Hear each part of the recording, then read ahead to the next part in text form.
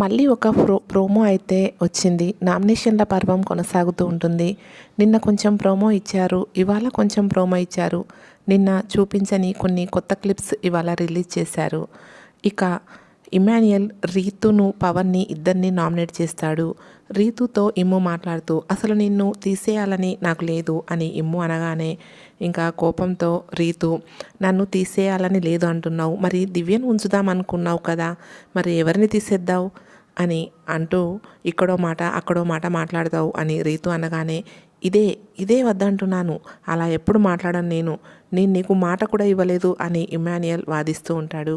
ఇక కట్ చేస్తే భరణి సంజనతో నా మెడిసిన్ తీసుకెళ్ళి నా మీదే జోక్ చేస్తారని నేను ఊహించలేదు, అది హ్యూమరా అని భరణి అనగానే అవును అని సంజన అంటుంది.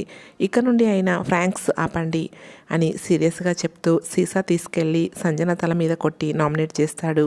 సంజన తర్వాత భరణి డిమాండ్ పవర్ని నామినేట్ చేస్తూ తన రీజన్ చెప్తూ నిన్ను ఏదైతే పక్కకు లాగుతుందో దాన్ని తీసి పక్కన పెట్టు, ఎప్పుడైతే మనం మెంటల్గా ఫోకస్ ఇవ్వలేమో ఫిజికల్గా కూడా ఎఫర్ట్ పెట్టలేమో అని భరణి అనగానే నేను ఛాలెంజ్ చేస్తున్నా, ఈ వీక్ టికెట్ ఫినాలే కొట్టేది నేనే, ఇది నా మాట అని పవన్ సీరియస్గా చెప్తూ ఉంటాడు.